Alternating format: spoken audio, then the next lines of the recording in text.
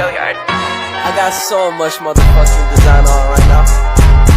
Break it down, bring it back, make it clap. I got 3 old thoughts, new block, where that thing. Bitches on my line, and you know. Assalamualaikum warahmatullahi wabarakatuh. Perkenalkan, nama saya Lulus Inti Alfaini. Saya dari kelas ABI 01 2020. Di sini saya akan mempresentasikan singkat tentang kelapa sawit Malaysia versus Indonesia. Indonesia menjadi negara penghasilan minyak kelapa sawit terbesar di dunia. Perusahaan sawit menggarap kebunnya di atas tanah pemerintahan diberi HGU atau hak guna usaha. Adapun lahan sawit banyak dikelola investor asing. Dari kata komitmen investor asing menguasai 40% kebun sawit. Malaysia menguasai 3 juta hektar lahan sawit di Indonesia, sehingga PMA atau penanam modal asing subsektor tanah pangan, perkebunan dan peternakan Indonesia paling besar berasal dari Malaysia sekitar 15%.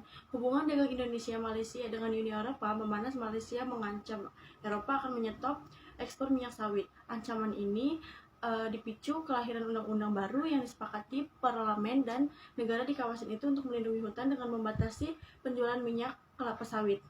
Benua Eropa, di satu sisi, Indonesia dan Malaysia akan menyumbang 85% ekspor minyak sawit dunia, telah mengajukan gugatan ke Organisasi Perdagangan Dunia WTO secara tertutup terhadap Uni Eropa atau arahan energi terbaru sebelumnya pada awal Desember 2022.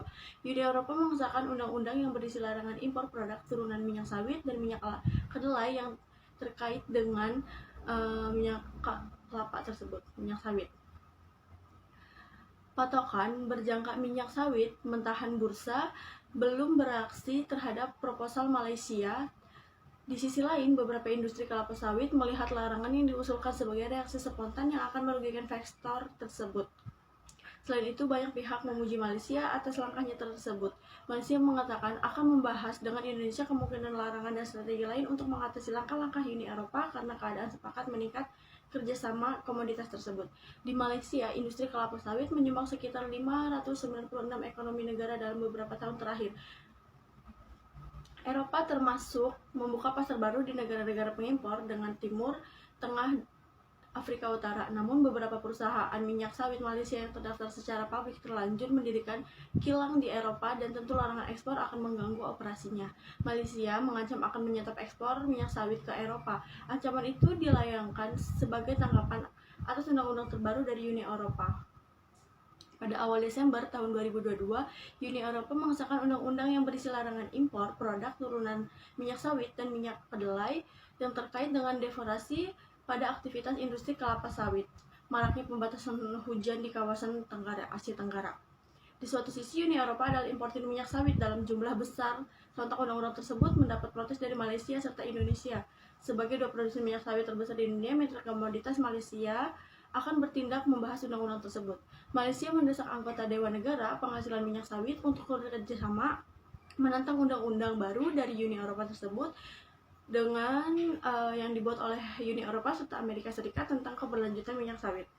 Berikut adalah beberapa fakta menarik tentang industri kelapa sawit di Malaysia. Pertama, ada produsen terbesar dunia.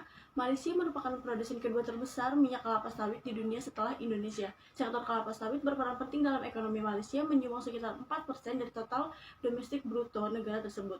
Kedua, ekspor minyak kelapa sawit ini negara memasok sekitar 30% dari total pasokan minyak kelapa sawit. Yang ketiga, luas perkebunan kelapa sawit. Malaysia memiliki lebih dari 5 juta hektar lahan perkebunan kelapa sawit. Sebagian besar perkebunan kelapa sawit terletak di wilayah Malaysia Timur, seperti Sabah, Sarawak. Wilayah Malaysia Semenanjung juga memiliki sawit yang sangat signifikan. Dan yang keempat, keanekaragaman hayati. Negara ini juga memiliki keanekaragaman hayati yang sangat kaya. Hutan-hutan tropis Malaysia menjadi rumah bagi berbagai spesies flora fauna yang langka, termasuk orangutan, harimau, gajah, dan banyak lain. Yang kelima, upaya berkelanjutan, di mana keputusan keberlanjutan kelapa sawit Malaysia MSPO diberlakukan untuk memastikan praktik perkebunan yang berkelanjutan, termasuk perlindungan lingkungan, hak asasi manusia, dan kesejahteraan sosial. Keenam, diversifikasi produk. Produk-produk tersebut meliputi minyak goreng, margarin, sabun, bahan bakar nabati, kosmetik, dan bahan industri lainnya. Dan yang ketujuh, pusat penelitian dan inovasi. Malaysia memiliki pusat penelitian dan inovasi yang fokus pada industri kelapa sawit. Salah satunya adalah Malaysia Palm Oil Board yang berperan dalam penelitian dan pengembangan untuk meningkatkan produktivitas, berkelanjutan, dan kualitas produk kelapa sawit. Industri kelapa sawit di Malaysia memiliki peran yang signifikan dalam ekonomi negara, meskipun juga dihadapkan pada tentang terkaitan lingkungan, di mana praktik perkebunan yang berkelanjutan dan mempromosikan keberlanjutan ini dalam industri kelapa sawit. Fakta kejadian buruk sawit di negara Eropa. Minyak kelapa sawit telah menjadi subjek kontroversi di sejumlah negara Eropa karena isu-isu lingkungan berkelanjutan dengan produksinya. Berikut adalah beberapa fakta mengenai kejadian buruk yang terkait minyak kelapa sawit di negara Eropa. Yang pertama ada deforestasi, kerusakan lingkungan, di mana deforestasi yang terjadi di negara produsen seperti Indonesia dan Malaysia. Penebangan hutan yang menyebabkan kerusakan lingkungan yang signifikan, termasuk hilangnya habitat satwa liar dan kerusakan ekosistem alami. Yang kedua, ada dampak terhadap kesehatan. Produksi minyak kelapa sawit seringkali melibatkan penggunaan pestisida yang dapat menyebabkan pencernaan air dan tanah serta dampak negatif pada kesehatan manusia dan kehidupan laut. Yang ketiga, hak asasi manusia. Manusia dan tenaga kerja industri kelapa sawit juga telah dikritik karena pelanggaran hak asasi manusia dan kondisi kerja yang buruk. Perusahaan kelapa sawit dan Malaysia lokal juga telah terjadi yang menyebabkan penggusuran paksa dan ketidakadilan sosial. Konflik fakta menarik perkebunan sawit Malaysia versus Indonesia. Ada beberapa konflik dan perselisihan antara Malaysia dan Indonesia terkait perkebunan kelapa sawit. Berikut adalah beberapa fakta menarik terkait konflik tersebut. Yang pertama, ada batas lahan perkebunan. Terdapat perselisihan antara Malaysia dan Indonesia terkait batas-batas lahan perkebunan kelapa sawit di wilayah perbatasan kedua negara. Penentuan batasan yang akurat menjadi penting untuk menghindari konflik lahan dan ketergantungan antara pemilik dan perkebunannya.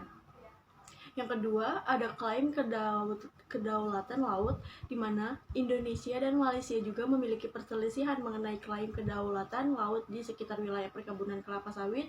Perairan di sekitar pulau-pulau terdekat dengan perkebunan kelapa sawit menjadi sumber ketenagaan antara kedua negara.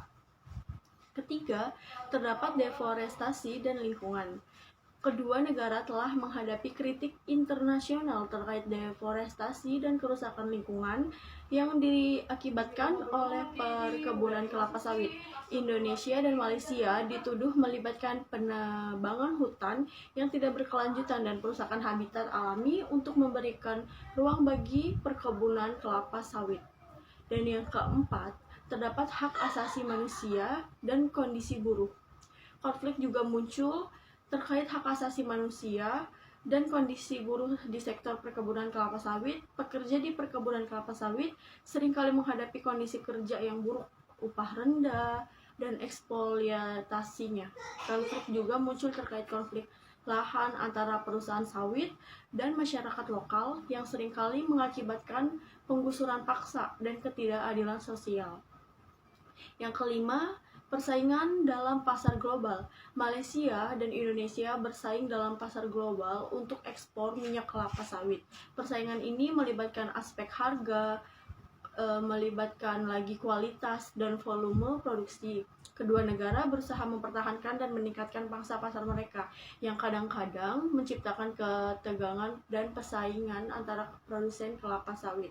Perlu dicatat bahwa meskipun terdapat konflik dan perselisihan antara Malaysia dan Indonesia terkait perkebunan kelapa sawit, kedua negara juga memiliki kesepakatan dan kerjasama dalam beberapa aspek seperti pengembangan berkelanjutan, pertukaran pengetahuan, dan kerjasama bilateral. Cukup sekian dari saya, kurang lebihnya mohon maaf. Wassalamualaikum warahmatullahi wabarakatuh. Audio Jungle.